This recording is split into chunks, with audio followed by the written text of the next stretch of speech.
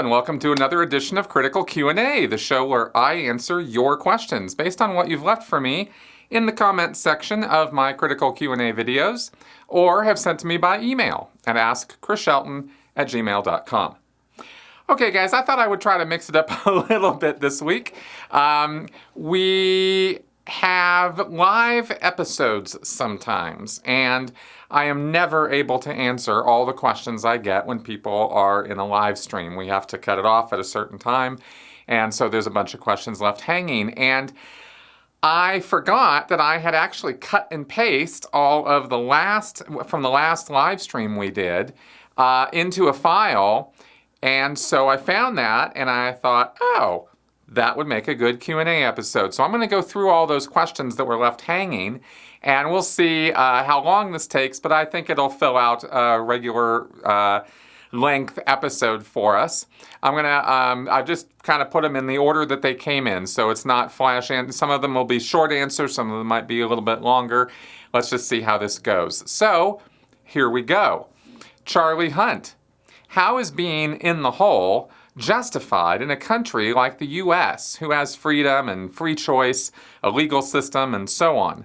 To me, it's something like the gulags in North Korea. Well, yeah, it is a lot like the gulags in North Korea, and I've actually spoken about this at length on in other shows where I talk about the fact that you have people who are so dedicated to a belief system or to an ideology that they are willing to forego personal comfort, personal freedoms, even individuality to a great degree.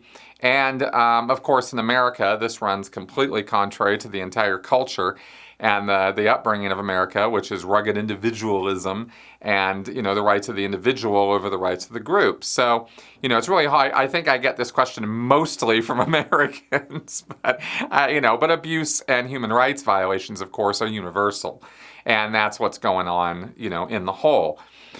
All I can say from my own experience with it, and I was never in the hole, that's something that happens at the International Management Base or wherever else Miscavige might have set that kind of nonsense up. And by that I mean that sometimes he sends people or groups off to other countries. Australia used to be a dumping ground. I don't know if it still is. Anyway. For Scientology, I mean, right?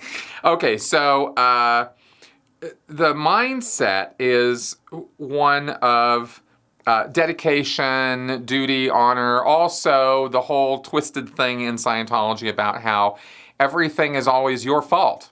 Everything is always your responsibility. If things are going wrong or things are going bad, it's because you're not making them go right. And Scientologists really take that seriously, and it's a gradual but thorough indoctrination into that mindset, where the point of view is everything that's happening around you somehow is your causation.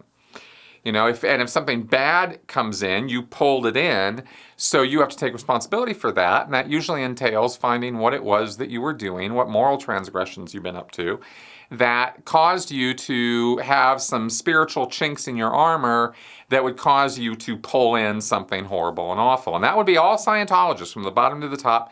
They all buy into that philosophy. So that when you're in that kind of mindset, then of course when people are doing horrible things to you, it's a lot easier to rationalize it away that you are pulling it in because of your own wrongdoing. And had you not done those horrible, awful things that you've done leading up to this awfulness, you wouldn't be here in the first place. So that's part of the reasoning for it, of course, until they, get a clue and take a hike. Chris Clenotis. What are still-ins told about Ron and Jenna and all of the Hubbard defendants leaving? Do they even know? No, not really. Of course people who knew Ron Miscavige Sr. on base know that he left. So it would be known at the base. But in general terms, Scientology-wide, they're not going to comment or talk about that kind of thing. It's going to be up to, the people who leave to make themselves known in a public venue. And even then, Scientologists, keep their eyes shut. I thought looking at this that, I don't know that I've ever really gone into the detail of Scientology really covers up what goes on in the real world to the Sea Org. The public Scientologists, they're going to see whatever they're going to see on the news and stuff. Scientology can't do a whole lot to stop them except the control measures that we've described, which are pretty effective, by the way. But it's not like Scientology can go into public people's homes, put cameras there. They don't have that degree of control over the public. But over the staff, they have more control, and over the Sea Org, they have total control. They literally do have cameras in the hallways and sometimes even in the rooms. So they really can monitor, and they also, of course, censor the internet that Sea Org members have available to them when they're on a Sea Org base or anywhere around there. And they put software on their laptops or phones to keep them from being able to look up all the nasty, horrible stuff on Scientology. So they really do engage in a very, very heavy amount of information control. So that's how that happens. And Scientologists who do find out about Jenna or Ron or any of the other prominent critics who leave or who have left, they're given a lengthy briefing, usually a couple pages worth of information or even a whole binder worth of information called a dead agent pack. And that is used to totally defame the character, just complete character assassination of the individual who left. So that if anybody does come around ethics asking, hey, well, I saw him on Nightline and my mind was blown. Isn't that David Miscavige's father? Yeah, but he's completely off the rails and totally evil. And, here's this binder of information about him and what a horrible, awful person he is. And you wouldn't think that, such activity would be so readily accepted by Scientologists, except for the fact that they're usually so deep in that they are looking for any excuse to rationalize away why David Miscavige's own father or niece, or, like I said, Leah or Mike or other prominent critics, would speak out. They want to nullify that in their own brain as quickly as possible, right? And so Scientology provides them with all the rationalization they need to do that. Kyle Howarth. How does your wife deal with yourself as you've been in a cult whereas she hasn't? Yeah, sorry for the typographical errors there. I literally cut and pasted, and now I'm just reading it right from how they were left in the YouTube comments when we were doing our live stream. So, how does my wife feel about all of this? Well, we've talked about it a little bit, but from my position, I thought I'd answer this and say that I think it has been interesting for her. I think it's been difficult at times. There are ups and downs, and it's like dealing with people who have this, PTSD or depression or anxiety or whatever whatever labels or words you want to throw around. Loved ones of people who have those conditions can be trying sometimes and even exhausting at times. And self-care is very important and all that. So, both Melissa and I take care to, make sure that we are engaging in self-care. But I think, from all signs and everything that she has told me, she's been a real trooper with this and has been an unbelievable pillar of support for me. She has been a real rock in my world and a very necessary one. So I just love her to death. Preacher 1138. Loved your episodes on LRH's data series. Would love more analysis on the Church of Scientology from an intelligence/business point of view. Could you do some more on that angle? Yeah, absolutely. I definitely will be doing more on that as the Basics of Scientology series comes out. You'll see more on that stuff when we get into the business chapters on organization and the organizing board and all that nonsense. We'll take all of that stuff apart. Cat 65. How did you and Melissa meet? My wife and I met at the Secular Hub, which is a group, obviously a secular group here in Denver, Colorado, which is a meetup group, but also a rented, space that is permanently there for secular organizations here in Denver. So I hooked up with them right away when I moved to Denver about a little over 4 years ago. And And then I was just part of the group, and I was in, social activities. There's meets and there's movie nights, and there's various things that you can do, all from a secular angle. So there's also speaking events and stuff. And we just kind of got to know each other a little bit that way. And then we met on Facebook, and then we met in person again because we both had a mutual friend who was doing comedy, and we were hanging out with her. And then I was kind of like, I think I want to hang out with her. And and I started asking Melissa out, and then the rest is history. Arlene Potash. I recall you saying the failed Ideal Org project was what helped you wake up. Are the current SO members not aware of how not thriving the church is? Wouldn't this be demoralizing? Yes, it would be demoralizing, which is why, as I mentioned earlier, the Sea Org makes every effort at information control to keep those Sea Org members in the dark.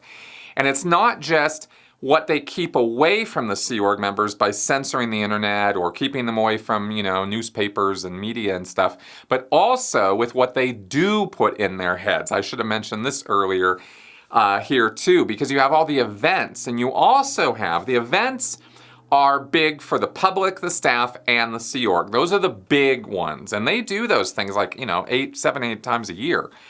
But you also have in the Sea Org the additional indoctrination that occurs on an almost daily basis with base briefings and the base musters. So you'll have, or the organization musters. So you'll have, in the Big Blue complex, you have like 5 or 6 different Scientology organizations on that base. And so each of them huddles up every day individually. They do their own musters and meetings and stuff like that. But also there's a weekly staff meeting where all the base crew come and get briefed on the latest and greatest. And OSA will brief, command personnel will brief, or lower org staff will, regular org staff will brief if there's something specific they need to be talking about.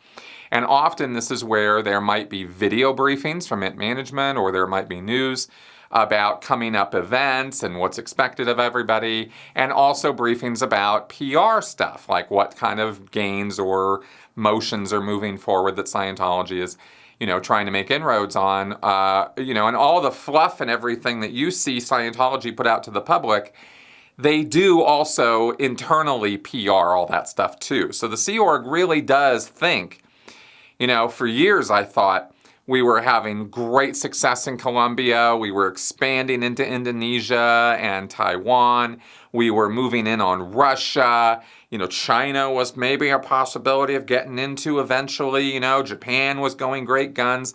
Like there was all this motion happening. And of course, West US was leading the charge with the ideal orgs. And it was only after I got out into these orgs that I actually saw the truth of the matter. I mean, I saw statistically that the orgs were not doing so great back when I was in management.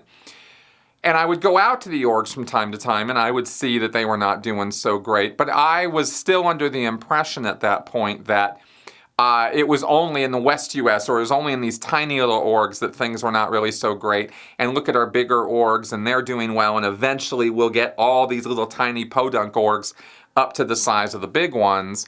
And obviously, these other places that we see and hear about in the events, well, they're doing so great.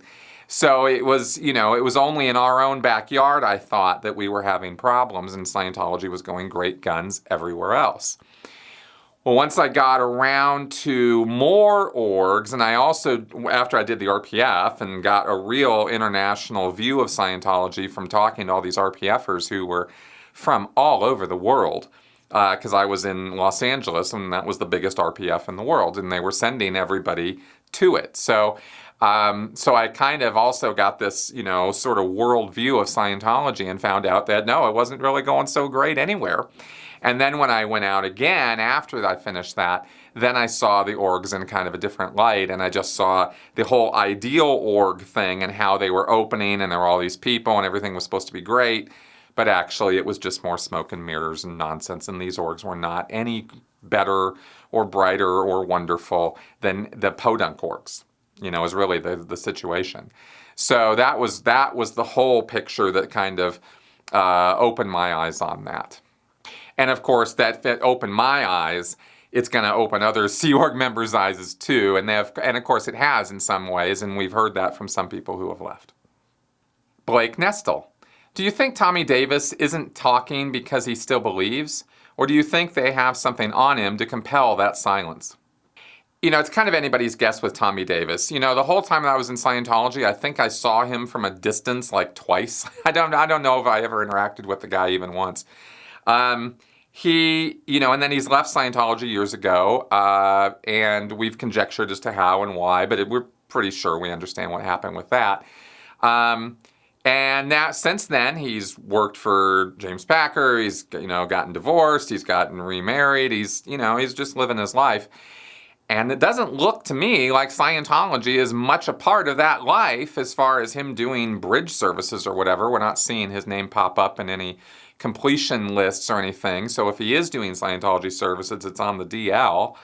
And, his mother and father are Scientologists, so he's got every reason to not rock the boat or make noise or speak out if he is no longer a believer. And it very well might be that he's kind of done with the whole thing, but he needs to maintain ties and stay, as we say, under the radar. So, it's kind of anybody's guess on that. And I just don't know the guy on a personal level, so making any kind of,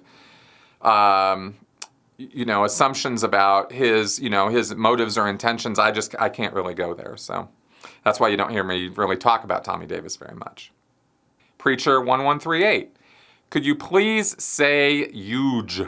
That's a word I think we should keep. Huge. Huge.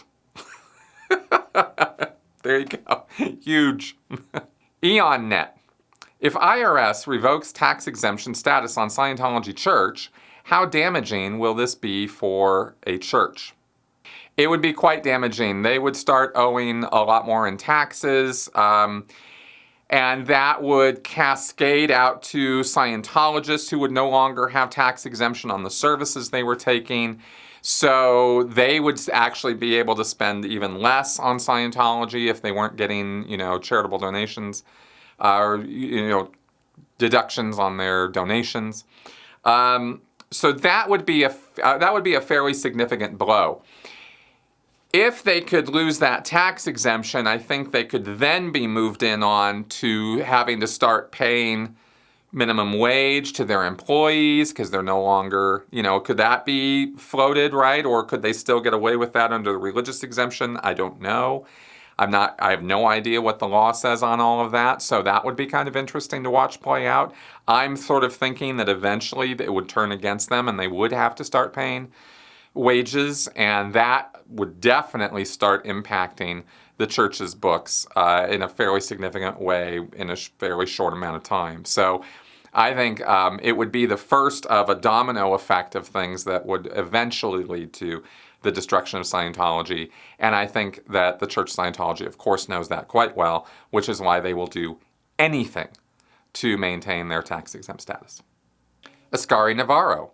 Would you consider getting another tattoo? Yeah, absolutely I would. I've got one planned for here. It's going to be Why So Serious? And I don't know if I've got, beyond that, I haven't thought of any other ink to get. Seaward Hot Glass.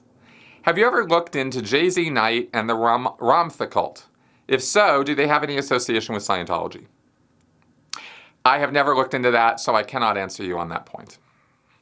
Sorry. Neon Cat. Will Nora Crest be back for another interview? I hope so. I would like to arrange that, but we'll have to see. It's been it has not been easy to set that up, and that could be totally fine. You know what I mean? I'm not saying that because there's some problem. It's just Nora's moved on with her life, and I don't think she really is interested in talking about Scientology so much anymore. Blake Nestle. Does Scientology live to see the 22nd century?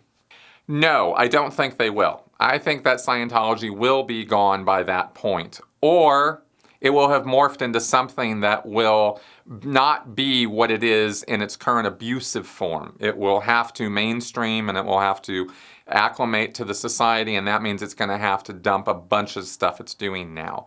And if it does, then that means it'll join the ranks of regular mainstream religions, just like the Mormons are doing right now. So it's a process. It takes a long time, but you can go from the destructive cult to mainstream religion thing. And I even have a little bit of a theory that all religions start out as destructive cults because they have to in order to cohese well enough and strongly enough to be able to grow enough to mushroom into a mainstream sort of thing. It's a very, very simplified thing. It's not like I'm a sociologist and I've put a whole lot of work into that. It's just a general little idea, but I think that's how that stuff works. And I don't think Scientology, and certainly under its current leadership, I don't think it's gonna be possible to make the changes necessary for that evolution to happen. David Miscavige is all about abusing the hell out of people. So, it really all depends on what happens when he disappears, one way or the other, because there's going to become a point, where David Miscavige isn't going to be around anymore, and Scientology will be, and then what? And that's going to be, I think, the real decision point on what happens with Scientology into the future. Master of the Arcane.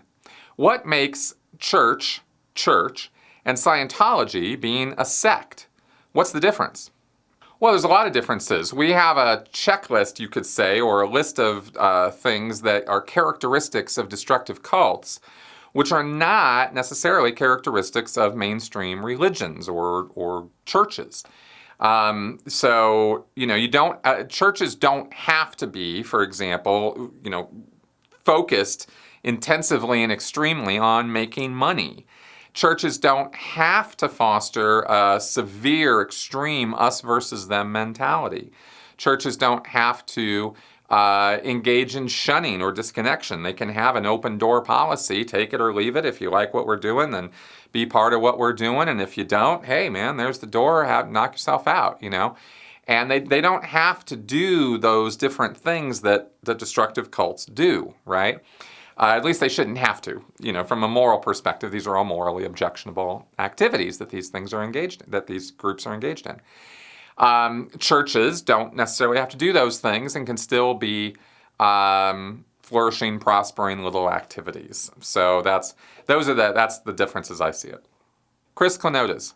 How lavishly does DM live?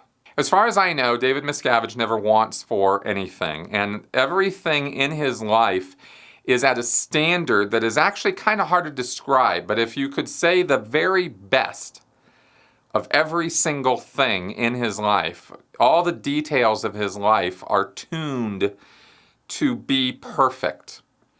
Not just good, not just really good, not just great, but perfect.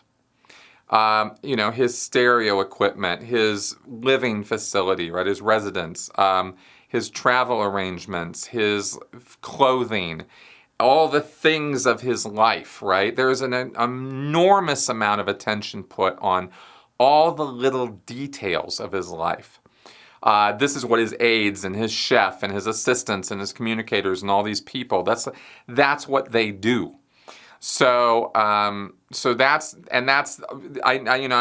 in very general terms, even though I'm saying it's all very detailed, because I can't really speak more to it than that, right? I just know the standards of all the things around him, and I have seen firsthand how much trouble people get into when they in any way miss on one of those details or piss him off somehow. If you anger him, it could be, depending on his mood, it could be instantly you are declared a suppressive, or you are on the RPF, or you are in the hole. I mean, just like that. It's just that fast. And you never know what it is that's going to set the person off. So you get into this mindset where everything has to be perfect all the time. And that's not crazy making. I mean, that is absolutely crazy making, right? So that's the lifestyle of David Miscavige. Ascari Navarro. Hey, I wanted to know if an ex-members contacted you for support. Also, would you do a network to help those that have gotten out but need assistance?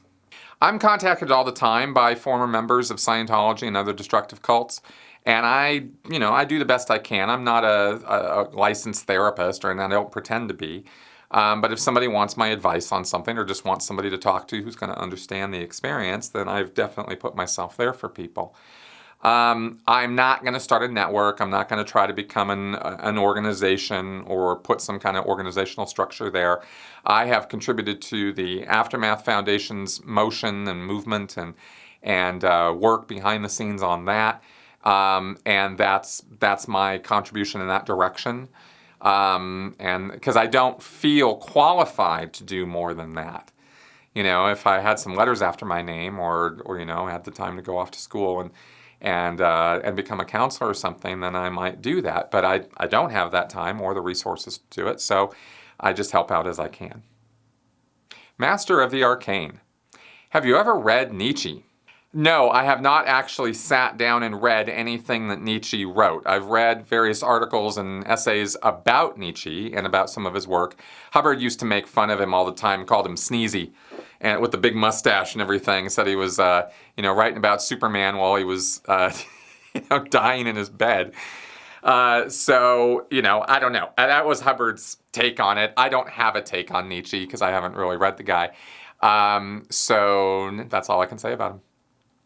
Okay, well, not exactly a full half hour, but we filled some time there and with some answers to some questions that I know you guys wanted to hear. So I hope that those gave you those were satisfactory answers for you anyway. And thank you very much for coming around. If you find my channel of interest, and then please subscribe. And if you are already subscribed and want to keep it going, please contribute on Patreon to what we're doing here. It is what keeps the lights on and keeps the show going, and I very, very, very much appreciate all of the support of my Patreon supporters. All right, guys, I'll see you next week. Bye-bye.